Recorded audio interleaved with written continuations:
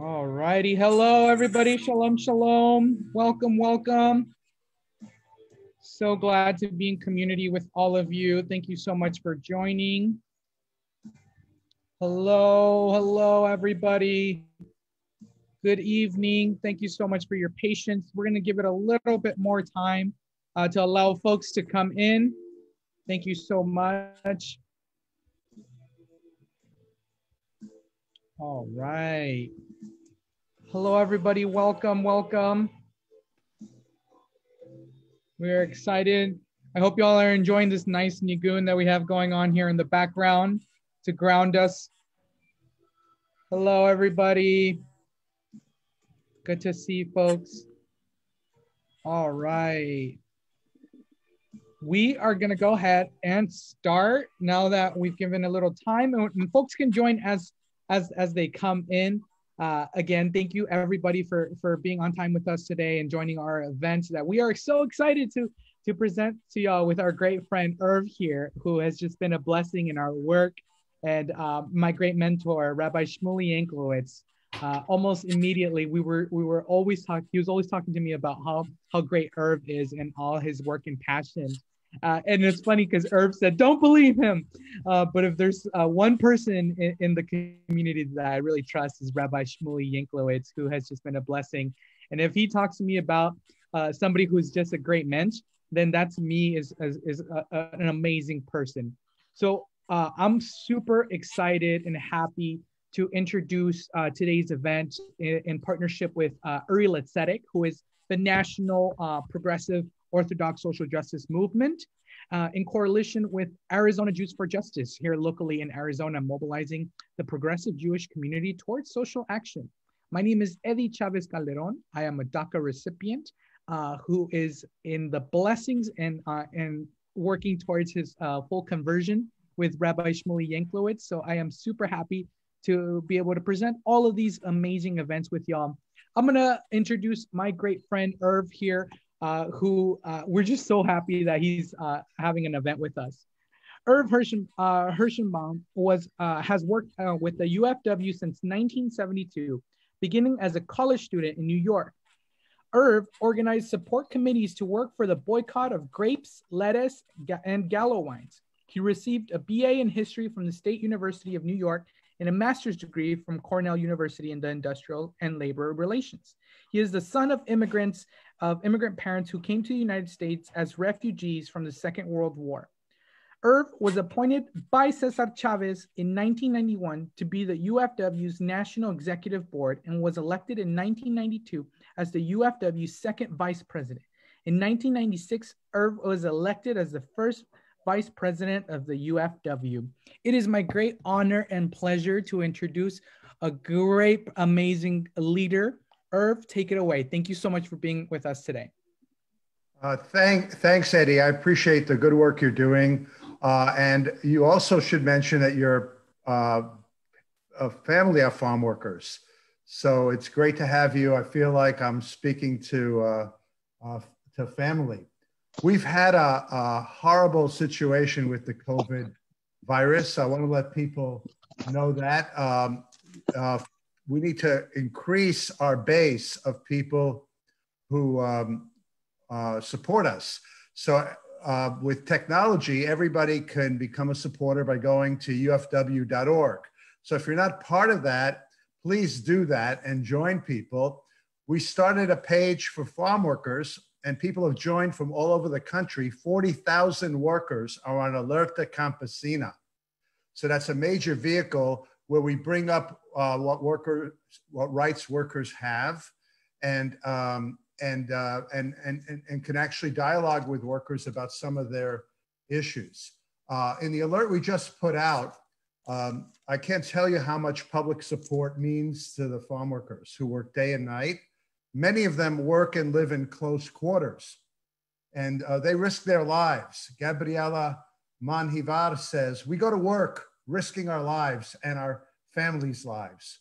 Aurelia Bautista adds, "I worry a lot, especially because we are in great danger while working in the fields.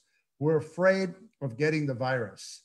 This summer, as you know, there were record-setting heat waves, along with massive wildfires with smoky ash-filled air.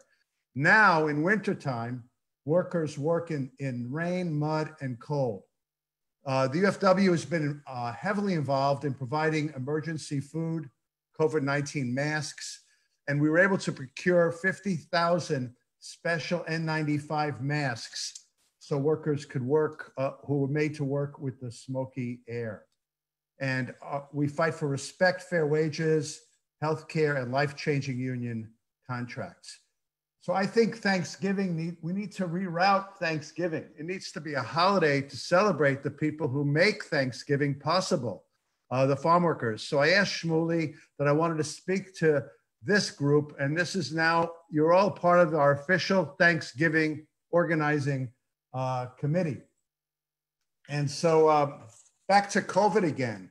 We're fighting with employers that don't provide masks, don't do social distancing, where the working conditions are bad, where there's no hazardous pay, and where they don't quarantine with pay. Farm workers are essential workers. They need to be treated as such.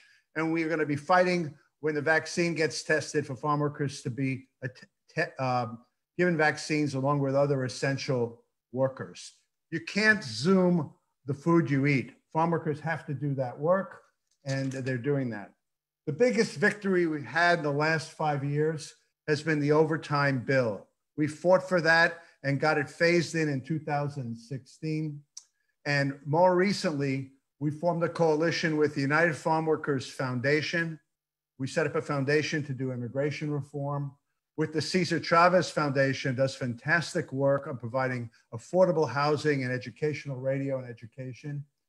And us, to provide over 1 million meals to farm workers. And I can't tell you, the other big partner was Jose Andres from the World Central Kitchen that made this possible. So these 4 organizations were able to do that to help the farm workers.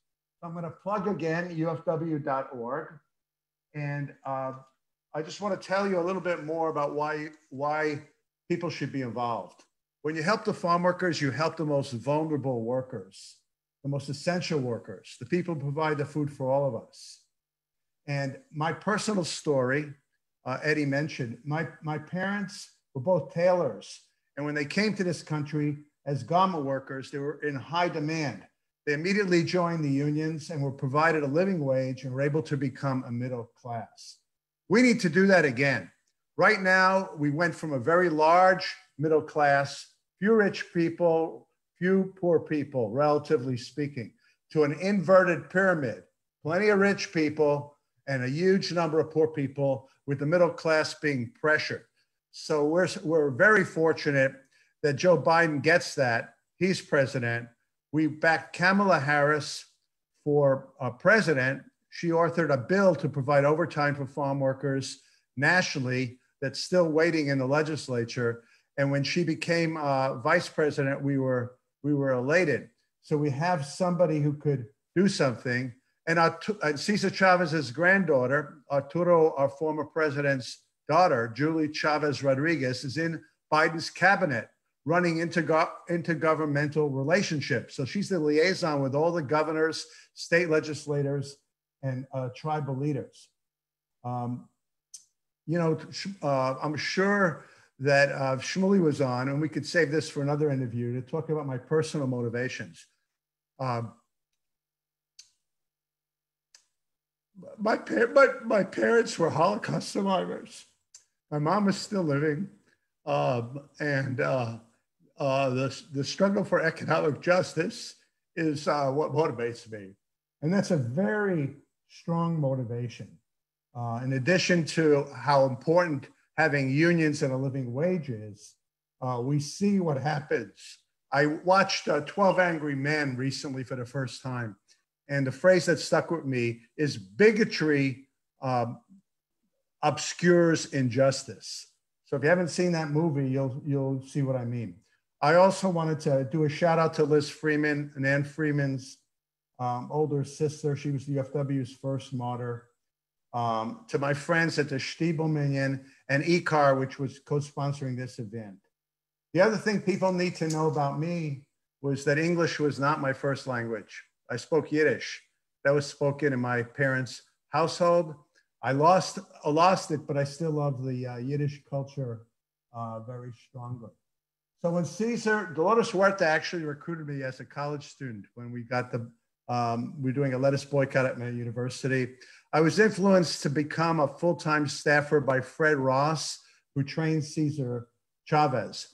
And Fred Ross called Cesar Chavez an organizational genius. I have here a nice picture of a book that's in paperback, which is Cesar Chavez's and the movement's autobiography. You should order it to read during the COVID reading. And I have another artifact here, a picture of myself, 35 years old, with Cesar Chavez in New York at LaGuardia Airport, where he's supporting the airline pilots fighting Frank Lorenzo at one of the airlines. So we've always believed in solidarity. And that comes to the most important reason why I think people should support the farm workers. If the farm workers win, the Latino community is inspired, other workers are inspired, and progressives are inspired. If the farm workers can do it, people feel they can do it. And that's the motto we have of Si Se Puede. The other big news is people don't realize that immigration reform is our most critical issue. We've been fighting for it for many years. And with the help of Speaker Nancy Pelosi, it passed the House of Representatives, a compromise bill with 37 Republicans joining us, the Democrats. And the bill provides for no more deportations of farm workers and a path to legalization and then citizenship. We need the Senate to pass the same bill. And Joe Biden told us he'd be more than happy to sign it. He endorsed our efforts. So the Georgia race is critical to provide 2 more senators. Our team has already hired 1 person to work down there, and our team is going to go in full force starting December 1st. So if anyone would like to help us call into Arizona, join the team in the Arizona areas to work, please email me or email Uri Tzedek to Eddie, who could flash the email, and he'll forward it to us. Because that's a critical race. If we can get those 2 senators, it'll move things to the left. And people say, well, no se puede, it can't work in Georgia. I said, well, Joe Biden got elected, won Georgia, and he won with an African-American woman vice president. So don't tell me it can't be done. We could do this. And we could elect Warnock senator and Ossoff senator as well. So immigration reform is critical for us. It already passed the House. We can get this done. And then what I really work on most of the time with the union is contacting organizations. And I see Donna Cerrone, who works with me, is on the line also. And what we do is we contact organizations, ask them to come to an event where they hear what's going on, and they contribute. And she organizes 4 fundraisers a year, helping us do that. And so when we're not doing that, I work on contract campaigns. Right now, we have a big issue with Primex, a large pistachio producer, which not only didn't give people masks, they wanted to charge them $8. When workers were tested positive, no pay, they brought them back to work. So out of a plant of 450 pistachio workers, 150 were tested positive and their families are sick. And they fired the people who were so upset they called us and organized a 1-day stoppage. We're waiting for the National Labor Relations Board to bring them back. They conducted the interviews over a month ago. We're following that closely. And that's what we have to go through. Here, people work. They call themselves an essential industry. They get government aid. I call it socialism for the rich. And then they treat the workers that way in the middle of a pandemic. We got national publicity. One of the good things about having Zoom is that the media that won't travel to the Valley, this is in Wasco, California, a total disgrace. The plant is Primex. They have Nature's Joy pistachios. They export most of them. So we need to do an international campaign to get them to pay attention to this situation.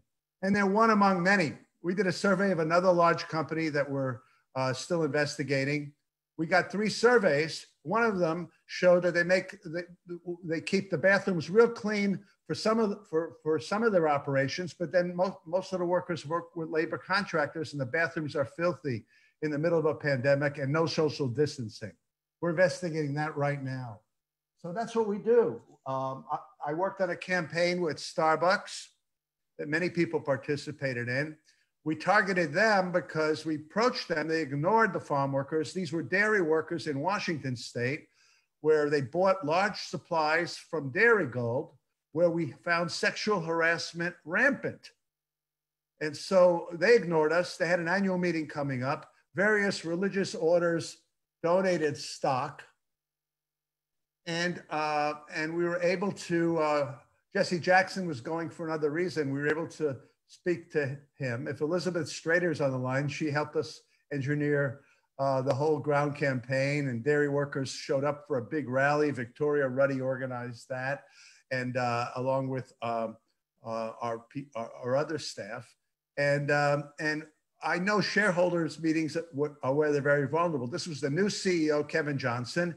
And at the end of it, you can watch it online. If you go to the 2019 Starbucks annual meeting, the last 15 minutes are their question period.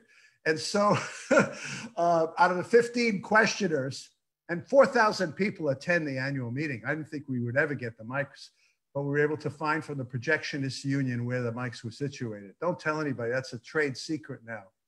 And so we situated our people there, and out of 15 people questioning, 5 were us, including Reverend Jackson and several of the one worker whose mother was sexually harassed, and several clergy, including the head of the Washington State Labor Council, and got a strong commitment from them to work with us.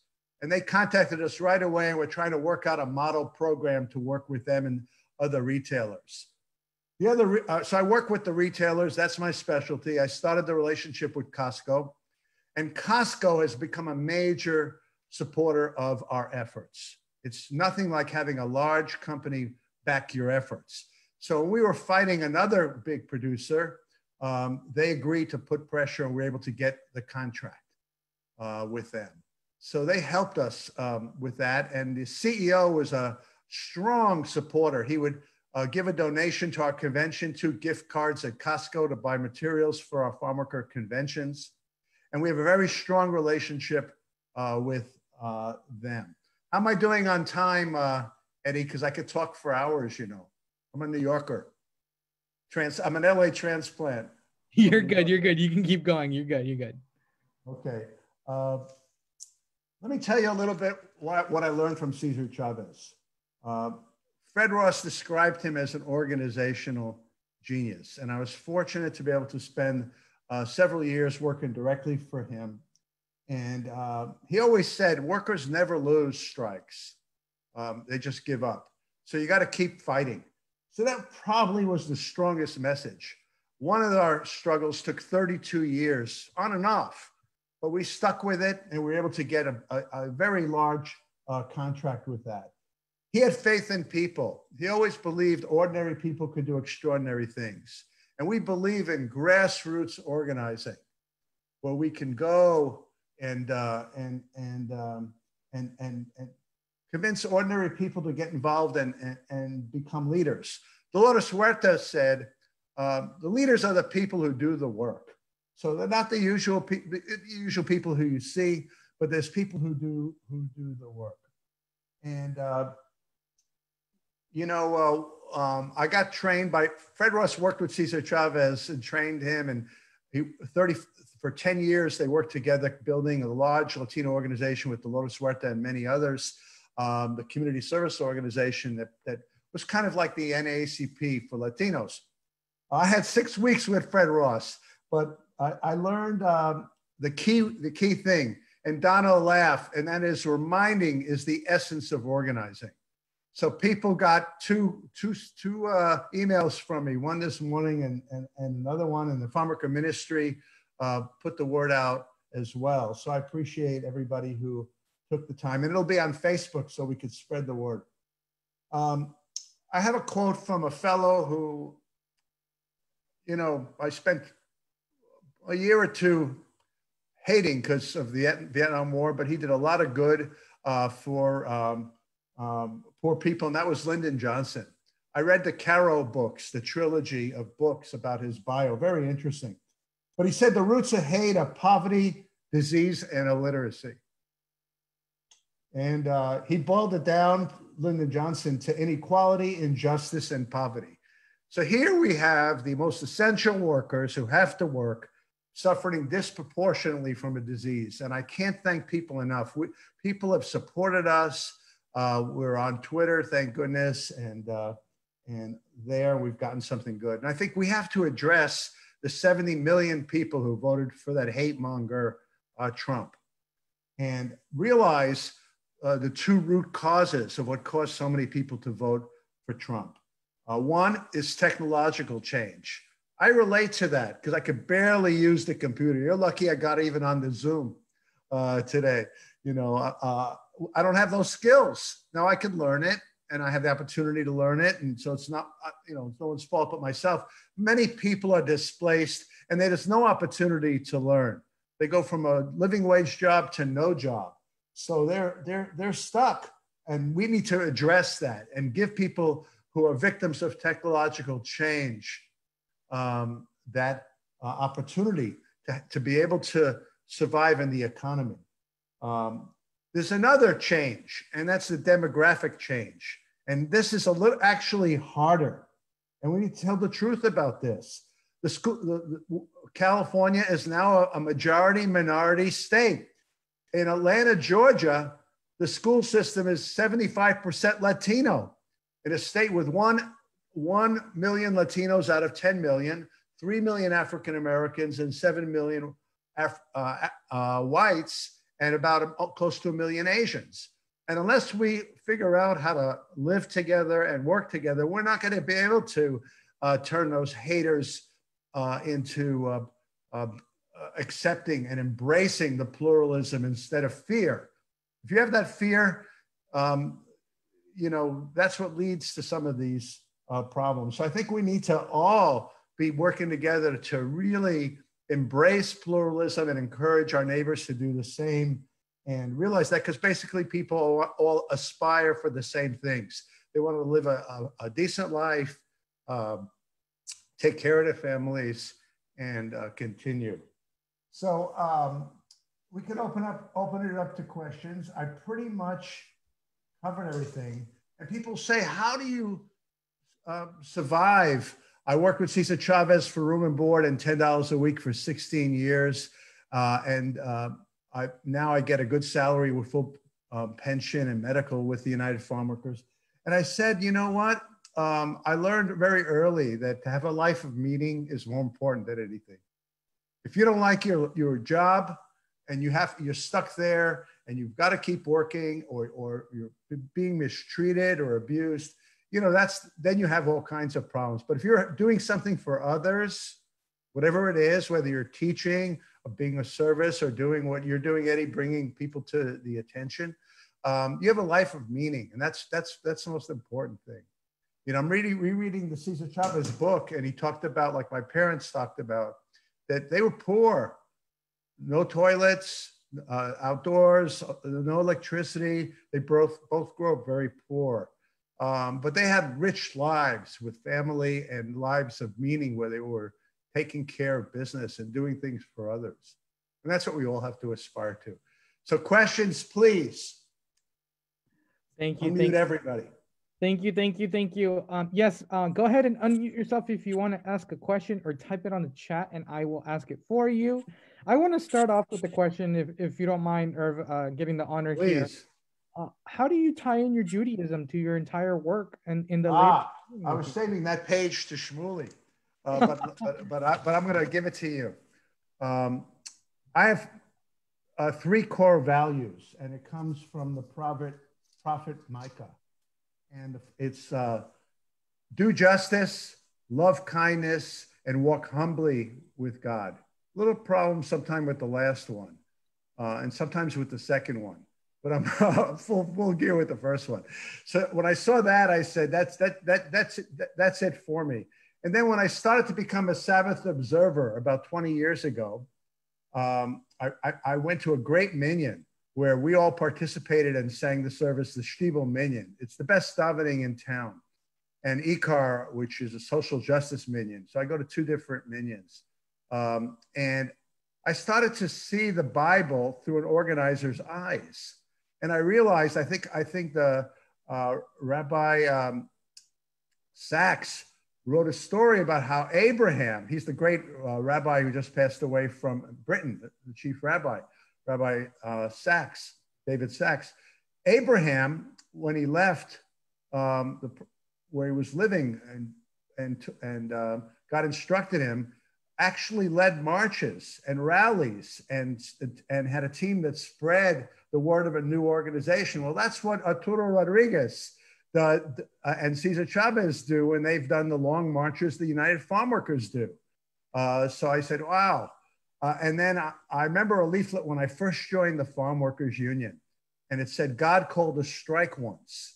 They were talking about Passover. That was a strike. People stopped working because they wanted not to be slaves and to be able to practice their religion, and they wanted freedom. And the Exodus, has been a great source of inspiration for the civil rights movement. And they stopped work on the pyramids. And I think a little bit of my work, Moses is my first big hero, then Gandhi and Martin Luther King, and of course, Cesar Chavez and Dolores Huerta. But I consider the plagues kind of what I do a little bit. We start boycotts, we picket. We're basically telling people don't buy from someone because they're bad. And they increase in severity. So I kind of get inspiration from that. And I just saw a recent interpretation that the new chief of staff from Biden said that maybe the plagues were a virus and people had to socially distance and wear masks. I love that interpretation. But also as an organizer, we look for the Nakshuns, the people who jump into the Red Sea, even though the water was rising. And that's important because we need somebody to take the plunge and willing to stand up for justice, and then others follow. And that's the hosts of the house meetings. And lastly, Jacob. Jacob was the first worker who worked for someone else. Abraham and Isaac didn't do that. And he got cheated. He had to work an extra 7 years. Jacob needed a union. So I call this Street Torah, and Shmuley is invited to edit my, and help me write the next book. It's for organizers. Inspirations from the Old Testament for this 68-year-old organizer. People say, when are you going to retire, Irv? I said, well, my dad worked till he was 92. I think I'm on the 90 and out plan. So don't hold your breath. Thank you. So go ahead and unmute yourself and ask a question, folks. Hello. Hello from Orange County. Can you hear me? Yes, we can hear you. Oh, great. Well, greetings to you all, and Irv especially, who, as you know, I'm a great admirer of your work and also the unions. I've worked with the Orange County Interfaith Committee to aid farm workers here in Orange County, where you've spoken many times, Irv, and I appreciate that. And I have a question, and that is a question that's asked me many times because I do work in labor and employment law. And that is, why should the labor organizers have a right to intervene in the relationship between a private company and an individual employee? And this relates to this new case that's been accepted by the U.S. Supreme Court, the Cedar Point Nursery case, which is possibly going to have an impact on farm worker organizing and organizing in other industries as well. So that would be my general question, Irv, and thank you again for speaking to us. Well, thank you for asking. It's true, there is a case coming forward to the Supreme Court that would prevent access from organizers. Well, as you know, Bill, that came about because many growers have farm workers living on the property. So they have rights as renters, basically, even though they charge them for that when they were labor camps. And it was basically because of the difficulty of migrant workers being able to give make them aware of their rights. So there's a lot of restrictions. You can only go before work, during lunch period, or after work, but not during working hours. So it's no invasion of their right. And we fought that battle there, and we need to explain to the public, which is why I thank you for asking why we need that.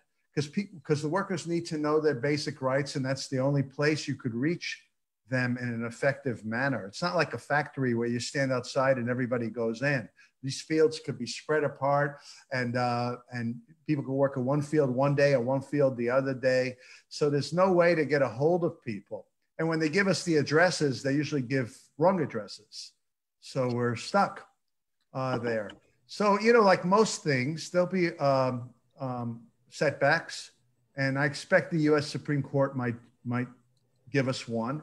But there are many ways to get around that if we have to.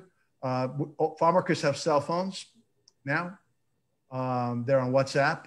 So we're finding that as we use technology, there'll be more ways to make people aware of their rights. So it won't be the end of what we're doing. It'll be a setback. I'm hoping they don't do it. And sometimes, you know, I learned this also very young. Don't judge. 30% of people self-identified as conservatives, right-wingers, support farm workers' rights because they know the conditions are so horrible. So many a time when I'm picketing, I learn, go up to everybody and ask them. As we saw with Justice Roberts on Obamacare, and when he left the majority of right-wingers and saved Obamacare, now we've got a bigger hurdle, but people need to remember that farm workers provide the food they eat, and I'm hoping for the better angels. We'll see. Thank you, Irv. Okay, so if anybody doesn't want to go ahead and ask, I'm going to go ahead and ask Patrick's question. What are your thoughts about the potential progress in the terms of the DOL, OSHA, and the state level equivalents of reinvigorating enforcements under the Biden-Harris administration? Well, I think the best enforcement is a union contract. Julie Su, I hope becomes Secretary of Labor because she knows us. She's a dark horse candidate, you might say, because there's the labor movement wants two other candidates, and they have a lot of power to get that. And Bernie Sanders wants it, which actually he gets it. He knows it's all about enforcement, as does my good friend Antonio Villaraigosa.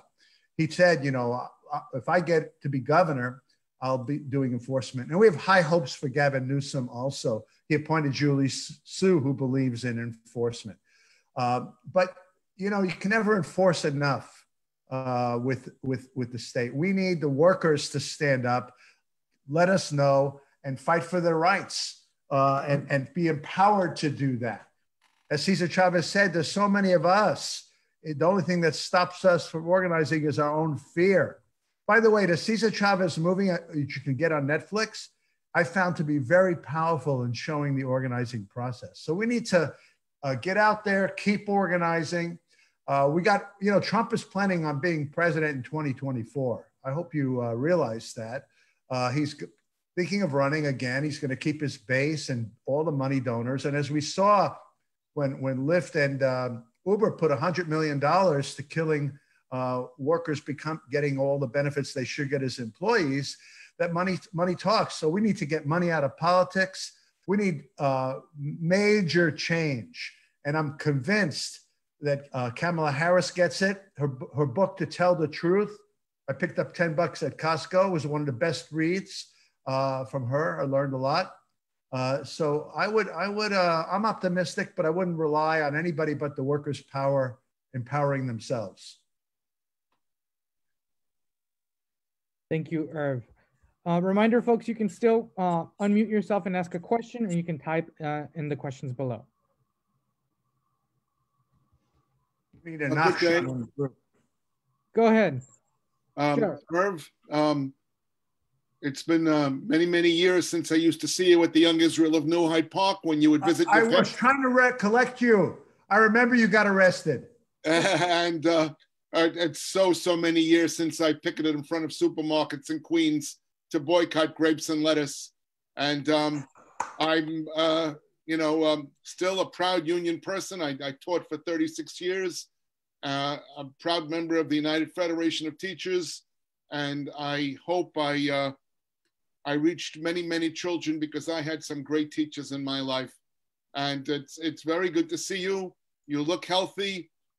Keep up the struggle there.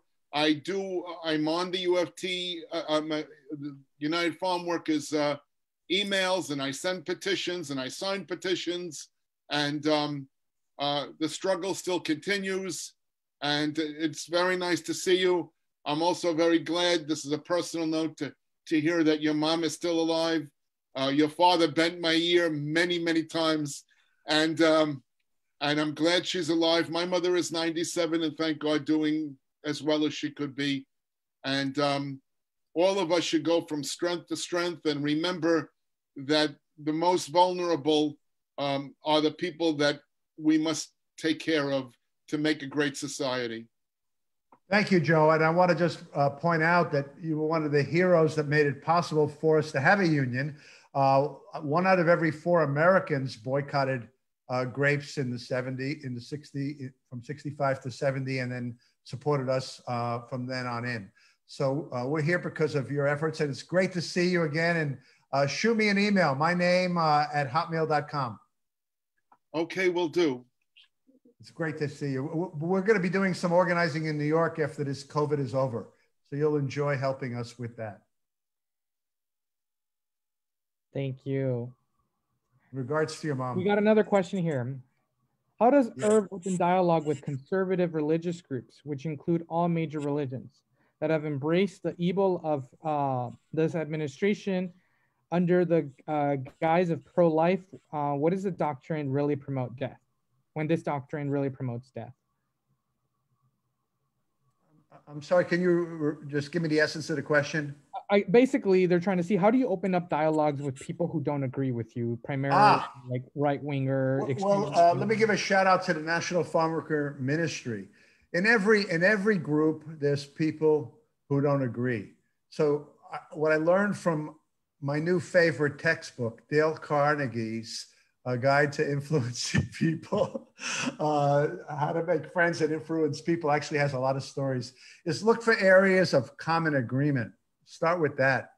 And then, there's going to be issues where you're going to continue to disagree. And if possible, try to see things from their viewpoint. Charlie and I had a conversation, I think it was yesterday, where I said, many Catholics voted against Biden because of abortion, but there's others who voted for Biden because they like it when someone, once they're born, gets taken care of. You got to take care of the whole person. And so you got to have, so they saw more issues to favor Biden on, providing good jobs and doing all the other things that weren't being provided by Trump. And it outweighed the abortion issue. So it's tough.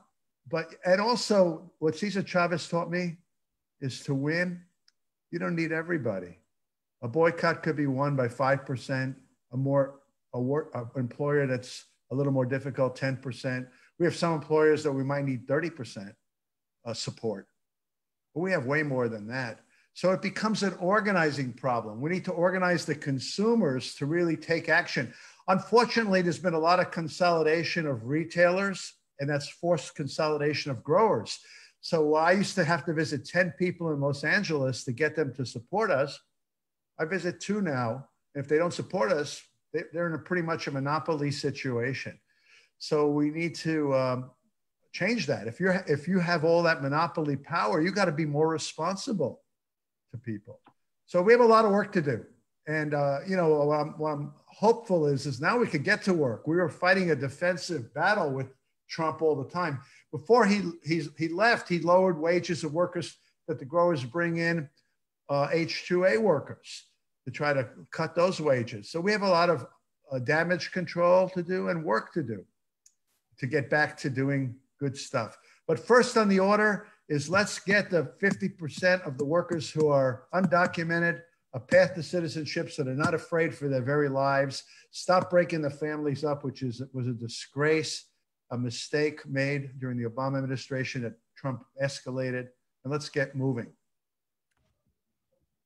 Thank you. Frank Belts is asking, say more about what ordinary people need to be doing right now to help the Georgia Senate runoff. We're getting our act together, and you contact me by December 1st. We should have our planning in place, but it's critical to do it. I saw Liz was sending postcards to unregistered people. People who are not registered can register to vote, I think, until December 6th. So we have a few days. The goal is minimal to get 25,000 people registered. So one person matters. We went into Arizona where 5 million people voted, or 7 million people voted, and we won by 10,000 votes. You know, I had 50 people calling, and we got 50 people on the ground. So that's and the hotel workers had 200 people knocking on doors. So in Georgia, I'm going to resuscitate our phone group because they're all activists. You could join that, or you could just contact Stacey Abrams' organization. She registered 800,000 2 years ago. If we all did that in each state, we'd have a different country. Oh, let me throw this statistic at you. Half the people who are eligible to vote don't bother registering. Out of that number, except for this election, half don't vote. So we're fighting corporate power with a 2-cylinder car. They're running with 8 cylinders, we're running with 2, you know? So that's a problem. So what Stacey Abrams is a heroine. I hope they appoint her attorney general of the United States there. She got victimized. She ran for governor. They purged, what the Republicans did was they purged everybody before the vote, what Trump tried to do this time. Before, in the southern states, as you know, they would kill you if you tried to register to vote. That wasn't so long ago. So people gave their lives to vote. What we do with the Latino community is we persist. I personally knocked on doors on many campaigns. I'll tell you a little story if you got another minute. Here, I think I was in Stockton. I forget which town. I worked in so many campaigns, and I would knock on. We would work 4 days before the election in one precinct. I knew the dogs by the time I finished the 4th day. So I knocked on the door of someone on election day, promised to vote around 11 o'clock. They said, well, come back in the afternoon. So I came back at 2, still hadn't voted. Could you come back around 5 o'clock? I came back at 5. It was a guy in a room, and he was wearing boxer shorts. I said, I lost my temper. I said, goddamn, put on your pants to get to the polls right away. He did. He put it, because it was the 3rd time I was talking to him. That's what you got to do. Reminding is the essence of organizing. Fred Ross's great gift and lesson. And I learned how to remind people without bugging them. And another mentor of mine, Frank Ortiz, taught me this, is give someone some information. Eddie, how you doing today? By the way, you didn't get a hold of Shmuley to put me on again.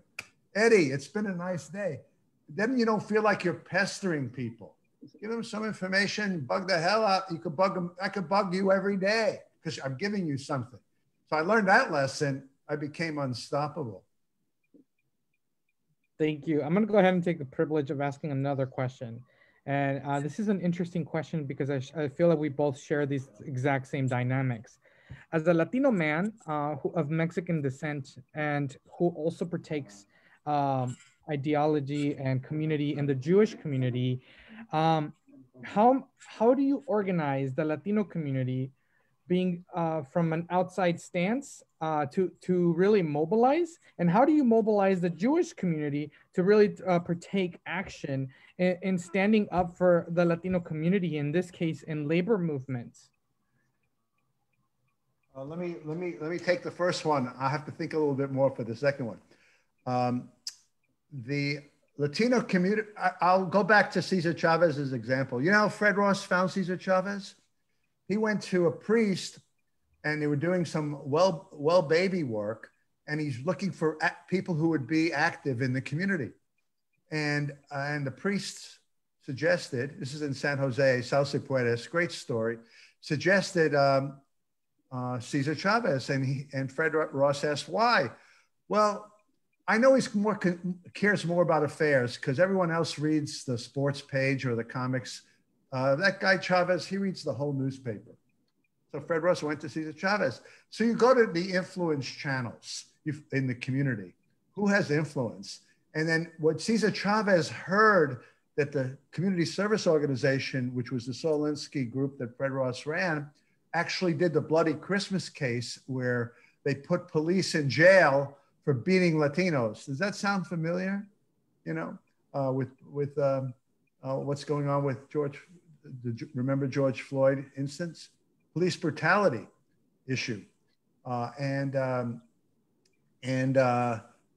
That influenced Cesar Chavez, and he described the organizing process as something that you could do. Just get your friends over, and then they'll find people who could find other people. So for the Latino community, it's a bottom-up strategy.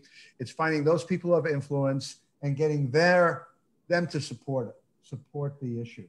In the Jewish community, it's a different story, but it's the same story. There's so many organizations that do outreach. I contribute to New Ground that does Jewish-Muslim relationship. Bend the Arc does justice organizations. Uri Tzedek, your organization, stands up for people in detention centers. That's a model. I've heard of Shmuley as the most progressive Orthodox rabbi in the country. I know there's others. I just don't know them. You know, there's many others that I remember. And so rabbis have influence. I'm going to be approaching a rabbi who's going to help me with the Mormon Church in Salt Lake City. Why? I found out through third parties that the Mormons are going to be buying a major company that's important to us. So I want to have outreach to them to see if they could help us with that relationship. So the National Farm Worker Ministry does that job every day. Susan Darwish is on the line, and she runs the Orange County Committee. So people are interested in finding out more what they do. It would help everybody. Thank you for the shout out at Uri Tzedek. It's honestly a blessing. Folks, there's unmute yourself if you want to ask a question. Go ahead and ask your questions, or go ahead and type them on the bottom.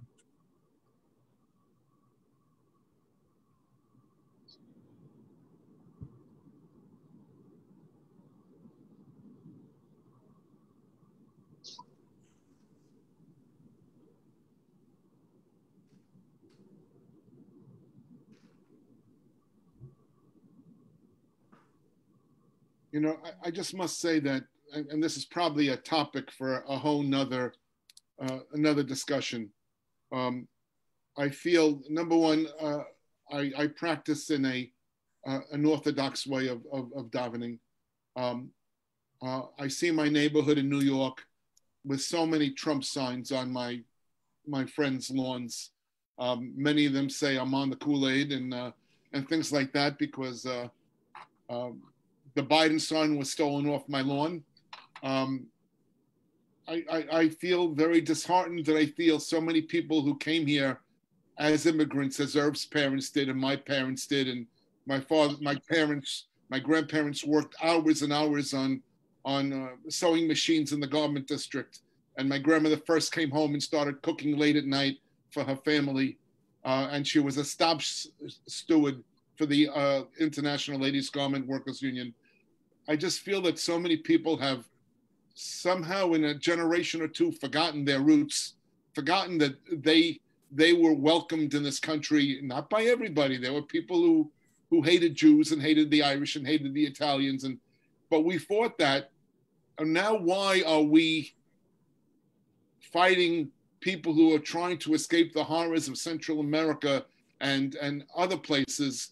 And I don't know how to reach these people, but I keep trying. I don't give up because that's what's in me, and that's what we all have to do. But I'm very disheartened that so many people have forgotten where they came from, and as I said, that might be for another whole discussion. But you know, I am very proud of what I've done in my life as an organizer for many things, and I wish more people would wake up and realize that the only people here who were not immigrants are the Native Americans who came here, welcomed them, and then we shot them all. So I leave you with that. Thank you so much for that, Joe. Speaking of natives, I always give shout out to my native great friend, Rosetta Walker, who's joining our call today, who gave her time as a poll watcher and as a poll worker, sorry. And she's just an inspiration for me and others in the Jewish community here. I see that Tez, you raised your hand. You can go ahead and unmute yourself if you would like to ask a question or a comment. Eddie and Irv, thank you for doing this. This is great. This is Tess Brown in Quincy. Hi, Liz, up the road from me. And Irv, and I see some others. I see Mary, Jean, and some of the others who are on. So Jean Boutillier got me involved with farm workers long ago from Wisconsin. I'm a Roman Catholic sister, but I just appreciate what you all have been saying. And, you know, Eddie, you talk about inspiration. So I was thinking, you know, the whole spectrum, you and Irv, I see Hector's on and several others, and what Joe just said. And I think the work you have done in the field, I've been trying to be good at home, but doing a lot of Zoom and some of the interfaith work we've been doing here with supporting workers here in Massachusetts, but also seeing how we can create this new day going forward. And it's not a new normal, because normal before left out so many folks. But how do we really continue working together? So thanks for the inspiration, and thanks for reminding us of the people who picked the food. I just got away from the phone because my neighbor says I'm not going out for Thanksgiving. I'm going to bring you a plate of vegetables. I said, but that's what we're talking about, the people who pick the vegetables. So thank you, and just keep it going. And if you have any other ideas, I saw Liz was talking about, you know, like supporting the people from Georgia from here, but also, you know, how do we continue as the faith community to remind others about the farm workers and connecting it, as Joe said, with the people on the border. Like one of the other things I'm really concerned about, wake up every morning thinking of the 626 kids who were separated from their parents, and they still haven't been, you know, reunited, and just wondering how we keep that to the forefront, as well as the folks who are in the fields in the mud. Well, we have Cabinet Secretary Mayorkas, appointed today. I heard him speak. I don't know him, a Cuban refugee, and also the person who created the DACA program. So I think there's going to be something major being done, but it's a process. You know,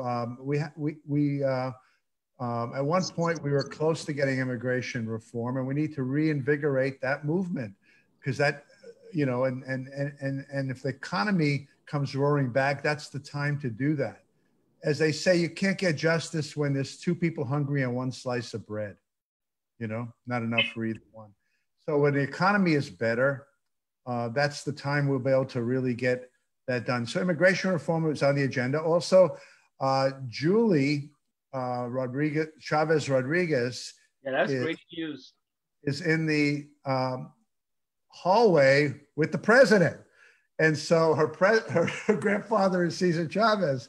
So she'll be a tremendous advocate. And she has an important job where every governor who wants federal resources will have to go to her from the federal government.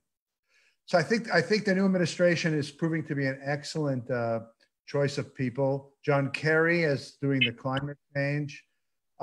He's been a big supporter. Arturo Rodriguez campaigned with him in Texas. His wife has been a UFW supporter.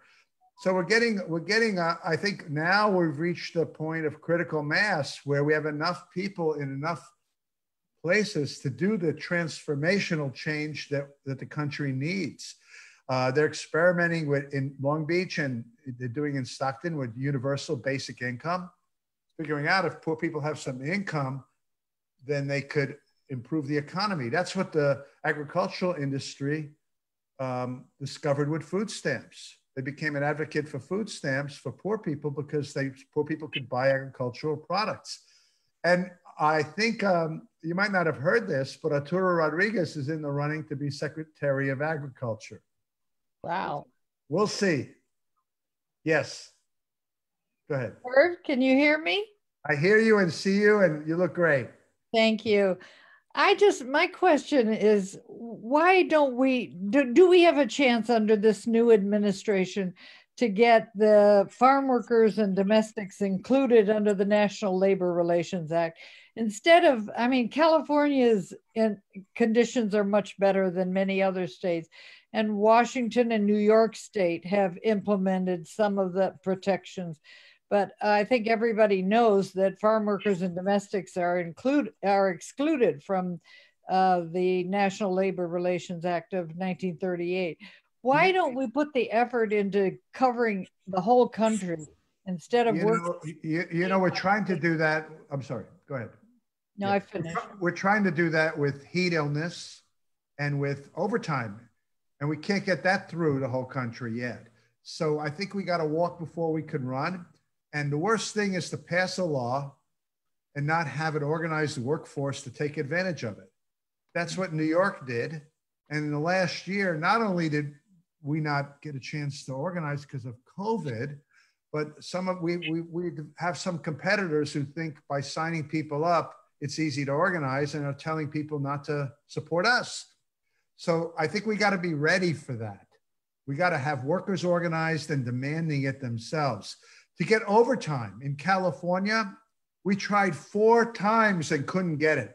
And when we went the 5th time, we didn't want to try again. We didn't think we could do it. The workers said, but that's what we need. We want that bill. So we told them, okay, we'll try a 5th time, but you got to give up work and show up in Sacramento to help us get that. And they had to show up twice, and we got it. So now what do the growers do? They're funding a labor contractor organization to confuse people called the Farm Worker Foundation, a phony group, and they're going to bring people to oppose us in Sacramento. I'm not so worried because workers are smart, but what I'm trying to tell you is that if you don't have an organized workforce, the legislation is worth nothing, or as we say in Yiddish, gornish. You need an organized workforce in every state demanding that. That's what happened when they passed the NLRA. Workers were trying to organize. They were there. They were pushed down and ready. But farm workers haven't gotten to that state yet. Let's get the basic protections done first, like give them overtime like every other worker, which everybody supports.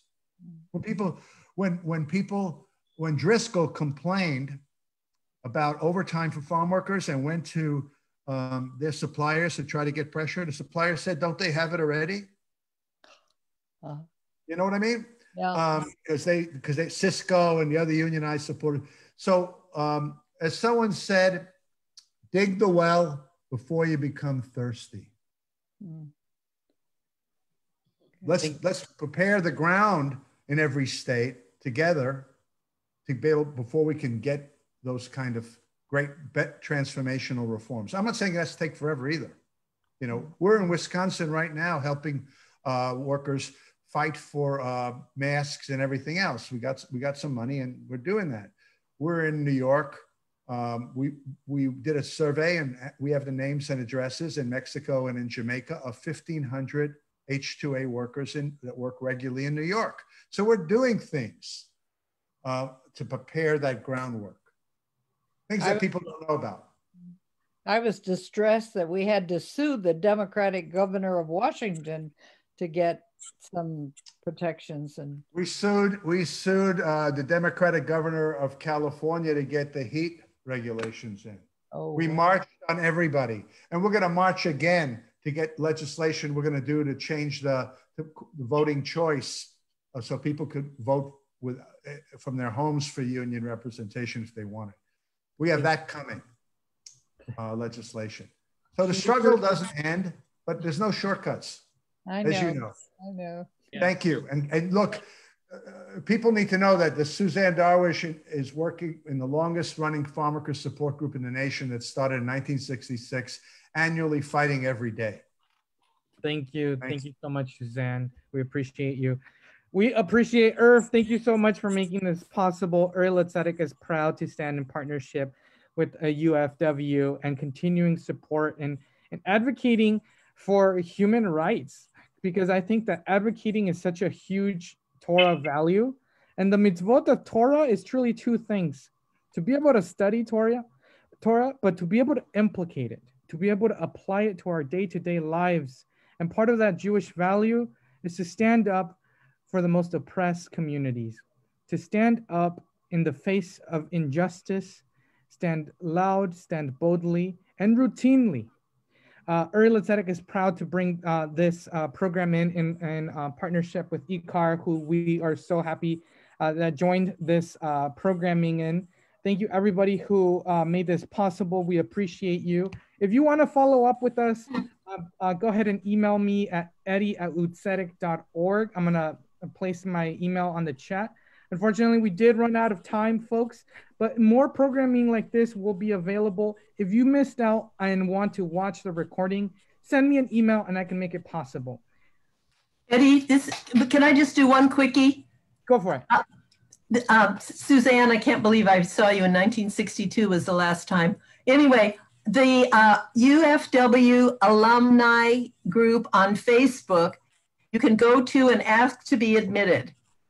If you ask to be admitted to my personal Susan Drake account, I'm not admitting you to that. So UFW alumni group on Facebook. Thank you. Thank you so much. Everybody have an amazing day. If I don't get to see you and you observe, Shabbat Shalom, a warm hug, and a amazing in my most beautiful sense, and a warm, and I hope this warms you up. Si se puede. Yes, we can. Irv, sending you a huge virtual hug, brother. I hope that one day we can see each other soon. Take care, everybody. Thank you very much, and thank everybody for listening. UFW.org. Join it and spread it. Take care.